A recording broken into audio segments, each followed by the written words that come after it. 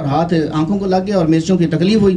تو مجھے اتنی تکلیف ہوئی, میں اب جا رہا ہوں صابن سے ہاتھ دھو رہا ہوں, آنکھوں کو دھو رہا ہوں اور پریشان ہو رہا ہوں, پانی آ رہا ہے. گھر والے بھی پوچھ رہے ہیں, والدین وغیرہ پر کیا ہوا, لیکن وہ باتیں پوچھ رہے تھے. مجھے یہ بات آ رہی کہ مسلمانوں کے نبی صلی اللہ علیہ وسلم نے اپنی امت کو یہ جو بات ارشاد فرمائی, ابھی مجھ سے کوئی پوچھے کہ میری آنکھوں کو کتنی تکلیف ہو رہی ہے, میرے دل میں حضور صلی اللہ علیہ وسلم کی یہ جو سنت تھی, وہ سنت میرے دل میں, اس سنت کے عمل نے میرے دل میں ایسا اثر کیا.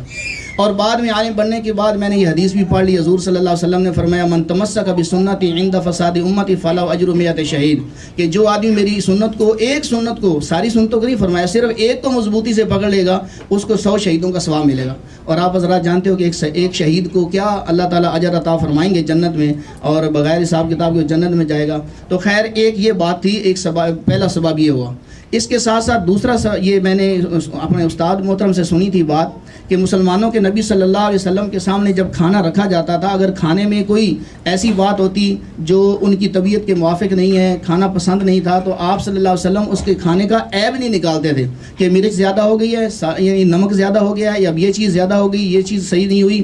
سالن کا عیب نہیں نکالتے تھے, کھانے کا عیب نہیں نکالتے تھے, بلکہ کھانے کو اگر نہیں پسند آیا تو اتنا فرما دیتے تھے میری طبیعت نہیں ہے, بس یہ نہیں کہتے تھے کھانا ایسا کیوں ہے. تو میرے دل میں یہ ایک بات اثر ہوا کہ مسلمانوں کے نبی نے یہ جو تعلیم فرمائی ہے, اس کے اندر ایک بہت بڑا سبق ہے. اور یہ باتیں جو ایک میری, یعنی اس وقت میری عمر کے اتنی سمجھو کہ میں 8ویں جماعت میں پڑھتا تھا, تو اللہ رب العزت اس 10-12 سال کی عمر میں جو میرے ذہن میں باتیں ڈال رہے ہیں, اس میں میرا کوئی کمال نہیں, آپ سمجھے کہ میرا کمال ہے, اس ذات کا کمال تھا جو آگے ایک لائن دے رہی تھی. تو اللہ رب العزت نے میرے ساتھ کرم کیا کہ میں نے سوچا کہ مسلمانوں کے نبی صلی اللہ علیہ وسلم نے یہ جو بات ارشاد فرمائی ہے, اس میں ایک بہت بڑا سبق ہے. ایک تو اللہ کی نعمت کی ناقدری سے بچایا کہ اللہ کی نعمت ہے, کھانا پک گیا, اس کا نام نہ رکھو. اور دوسرا یہ کہ گھر کے اندر کبھی ماں سے, بہن, بیٹی, بیوی سے سالن کے پکاتے, آخر وہ بھی انسان اندازے سے ڈالنا ہوتا ہے, کمی زیادتی ہو سکتی ہے, تو دونوں میاں بیوی کے درمیان گھر کے اندر ناچاکی بن سکتی ہے, اور یہ ناچاکی بہت بڑے فتنے کا اور دوسرے خاندانوں کے لڑائی کا سبب بن سکتی ہے.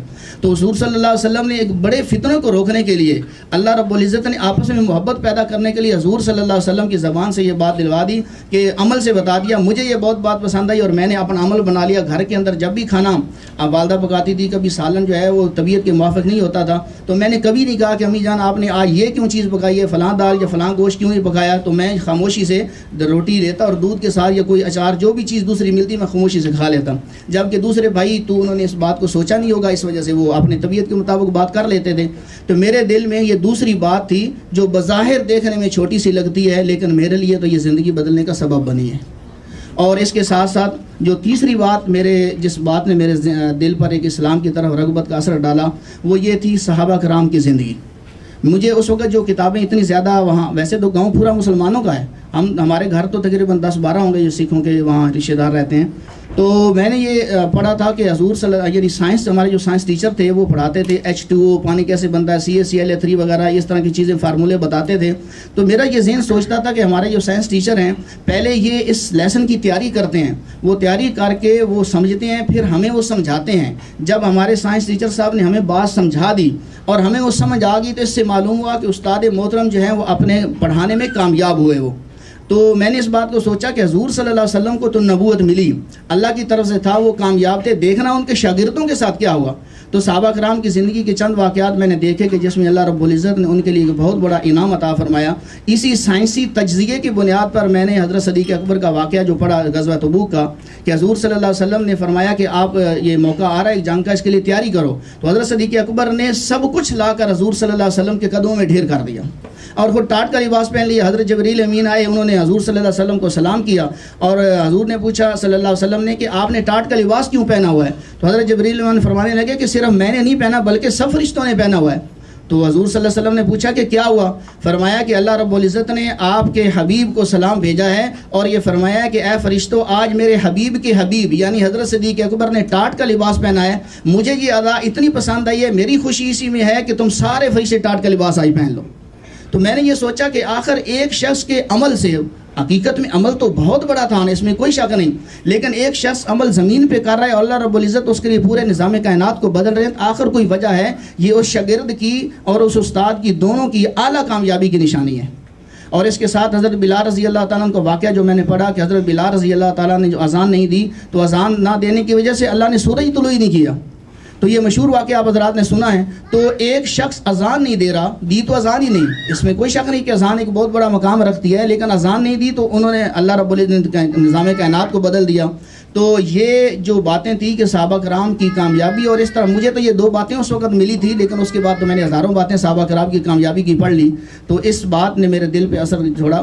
اور اس کے بعد جو آخری بات تھی وہ تھی قرآن پاک, کہ قرآن پاک اللہ رب العزت نے مسلمانوں کو ایسی کتاب عطا فرمائی ہے. میں سوچتا تھا کہ مسلمانوں کے چھوٹے چھوٹے بچے ہیں, مسجد میں جاتے ہیں, ہمارے اسکول میں بھی آتے ہیں, ہمارے ساتھ بھی حافظ لڑکے پڑھتے تھے, پورے کا پورا قرآن زیر زبر پیش ہر ایک کے ساتھ ان کو یاد ہوتا ہے, تمام کی تمام صورتیں یاد ہوتی ہیں, جہاں سے ان کو کہو وہ پڑھنے لگ جاتے ہیں.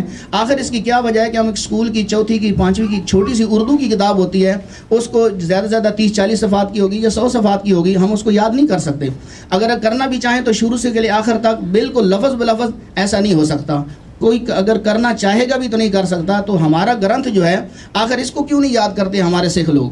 یہ یاد کر کے کوئی نہ کوئی دنیا میں تو ایسا بندہ ہوتا سکھوں کا کہ جو اس کو یاد کرنے والا ہوتا ہے, یا کوئی بتاتے یاد کرتے, یا ہمارے گاؤں میں کوئی ہوتا کہ وہ چند ایک کسی کو جملے یاد ہوں گے جو ان کے جملے تھے, ایک اومکار ستنام کرتا پورا, اس طرح کی ساری باتیں. تو بہرحال یہ مختصر سا میں نے عرض کیا کہ اللہ رب العزت نے جب میرے دل میں یہ باتیں ڈالی اور میں نے سوچا, تو میں نے یہ فیصلہ کر لیا کہ ایک نہ ایک دن اسلام قبول کرنا ہے. اس کے ساتھ کل بھی نظرات نے مجھے فرمایا کہ اس کے ساتھ ساتھ ایک بات یہ جس کو میں عام طور پہ سچی بات بیان تو نہیں کرتا, اور اس کی وجہ یہ کہ میرے نزدیک وہ اہمیت نہیں رکھتی, وہ یہ ہے. لیکن البتہ اتنا فائدہ مجھے اس بات سے جو عرض کرنے ضرور ہوا کہ میرے دل کو اس کے سکون اور تسلی ضرور ہے. جب ان دنوں میں اسلام کے بارے میں سوچ رہا تھا کہ اسلام میں قبول کروں یا کروں, دونوں مذاہب کے درمیان تقابل چل رہا تھا, تو اسی دوران مجھے 3 خواب آئے, اور جس سے میرے دل کو تقویت میں اضافہ ہوا. وہ یہ تھا کہ ایک دفعہ مجھے کسی خواب میں آواز آئی کہ آپ اہدنا الصراط المستقیم پڑھا کریں. تو مجھے یہ خواب آنے کے بعد میں نے اس کو متواتر پڑھتا رہتا تھا, چلتے پھرتے, جب مجھے وقت ملتا تو جوں میں پڑھتا جاتا میرا دل اسلام کی طرف اور رغبت کرتا جا رہا تھا, اور میرا دل یہ چاہ رہا تھا کہ میں جتنا جلدی ہو سکے مسلمان ہو جاؤں, اور جا کر گاؤں کی جامع مسجد میں اعلان کروں, اسپیکر میں جا کر کہ میں مسلمان ہو گیا ہوں, میری سب برادری میرے خاندان والے سن لیں, آج کے بعد میں مسلمان ہوں اور اسلام کے مطابق چلوں گا. خیر دوستوں نے مشورہ دیا کہ ابھی آپ تھوڑا سا رک جائیں. اس کے بعد ایک مجھے کچھ عرصے بعد تقریباً اس خواب کے مہینہ ڈیڑھ بعد ایک اور خواب آیا. کسی نے مجھے خواب میں آواز آئی, کوئی شخص سامنے نہیں تھا, سورۃ فاتحہ پوری پڑھائی. ویسے میں نے سکول میں پڑھی ہوئی تھی اسلامیات جو پڑھتے تھے, لیکن خواب میں بھی پڑھائے گی, تو جس سے مجھے اور یاد ہوگی, میں اس کو پڑھتا رہتا تھا. تیسرا خواب یہ ہے کہ میں چھٹیوں کا خواب میں چھٹیوں کا منظر تھا, گرمی کی جو چھٹیاں ہمارے ہوتی ہیں ہمارے علاقے میں, تو میں اپنا اسکول کا جو ملا ہوا چھٹیوں کا کام تھا وہ کر رہا تھا. تو ایک شخص کوئی لمبے سے قد کا ان کے تھا, سفید داڑھی تھی اور سفید ہی ان کا رنگ تھا, سفید ہی کپڑے پہنے تھے اور پگڑی بھی سفید تھی, سنت کے مطابق ان کا لباس تھا, ٹخنے سے اوپر شلوار تھی اور کندھے پہ سفید چادری تھی. آئے اور نورانی چہرہ تھا ان کا, تو میں ان کے احترام کے لیے ہمارے گھر میں داخل ہوئے خواب کے اندر. تو میں نے ان کے احترام کے لیے کھڑا ہوا اور میں نے ان سے ملا اور انہوں نے گلے لگایا, کہا کہ بیٹا اللہ نے آپ کو کامیاب کر دیا. ملنے کے بعد میں نے ان سے کہا کہ جی آپ بیٹھے, میں آپ کی کوئی خدمت کرتا ہوں, کوئی جو آپ مناسب سمجھو. انہوں نے کہا نہیں بس میں جا رہا ہوں, آپ کو دعائیں دیتے چلے گئے. تو یہ خواب حقیقت وہی ہے کہ جو حضور صلی اللہ علیہ وسلم نے فرمایا کہ جو اچھے خواب ہوتے ہیں اس سے دل کو, یہ مبشرات میں سے ہیں, ایک خوشی کی باتوں میں سے ہیں. تو مجھے بھی خوشی ہوئی, اور یہ کوئی اس کو کوئی یہ بات نہ سمجھے کہ میں نے خوابوں کی بنیاد پر کوئی اسلام قبول کیا ہے. میں نے جو اسلام قبول کیا میں نے اسٹڈی کر کے, میں نے سمجھ کے کیا. البتہ یہ خواب میرے لیے ایک خوشی کا سبب یا میرے لیے تائید ضرور ہوئے. تو اس بات کے بعد میں نے اللہ رب العزت کا شکر ادا کیا, میں نے فیصلہ کر لیا کہ مسلمان ہونا ہے. تو میں نے میٹرک کرنے سے پہلے ہی تقریباً 88 میں جمعے کے روز 12 بجے جا کر میں نے اسلام قبول کیا. ابھی مجھے جب آتے ہوئے یہ مجھے پتہ چلا کہ یہاں کچھ ایسے حضرات ماشاءاللہ ہیں جنہوں نے اسلام قبول کیا ہے, تو میں ابھی بیٹھے بیٹھے, ہم تو نماز پڑھ کر آئے تھے, تو بیٹھے بیٹھے میں یہ سوچ رہا تھا, اور مجھے وہ دن یاد آ رہا تھا کہ وہ جو 89 میں دسمبر کے موسم میں میں نے اسلام قبول کیا, اور جمعے کا روز تھا, اور وہ ساری کہانی جو ہے جب میں واپس جا رہا تھا اور کتنی خوشی تھی اور کیا اللہ نے دل میں ڈالا. اس کے بعد میں نے پھر اپنی زندگی کا یہ نصب العین بنا لیا کہ مسلمان ہونا ہے. مسلمان ہونے کے بعد میں نے اعلان کر دیا مسلمان ہونے کا. اس سے پہلے کچھ عرصہ میں گھر میں رہا, میں چھپ چھپ کے نمازیں پڑھتا رہا. یہ بات میں اس لیے بتا رہا ہوں کہ تاکہ جو میرے نو مسلم بھائی جو آئے ہوئے ہیں, ہم سب کو یہ احساس ہو کہ ہم سب نے کوشش کرنی ہے. تو یہ میں بات عرض کر رہا ہوں کہ میں نے کوئی کمال نہیں کیا, سب کچھ اللہ کا فضل ہوا ہے.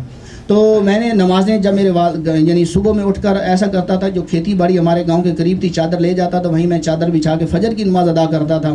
اور اسی طریقے سے دوپہر کو جب والد صاحب کے ساتھ کھیتی باڑی کے لیے وہاں جاتے تھے، ہماری زمین تھی الحمدللہ، تو اس میں جا کر میں فصلوں میں جا کر کپاس کی فصل، گنے کی فصل، اسی طریقے سے خاص طور بانس کی فصل میں جا کر میں ظہر کی نماز پڑھتا تھا اور وہاں اس طریقے سے نماز ادا کی. مچھر بھی کاٹتا تھا، والد صاحب پوچھتے تھے ایسا کیوں ہے، دوبارہ ان کو میں کوئی نہ کوئی بات بتا دیتا تھا.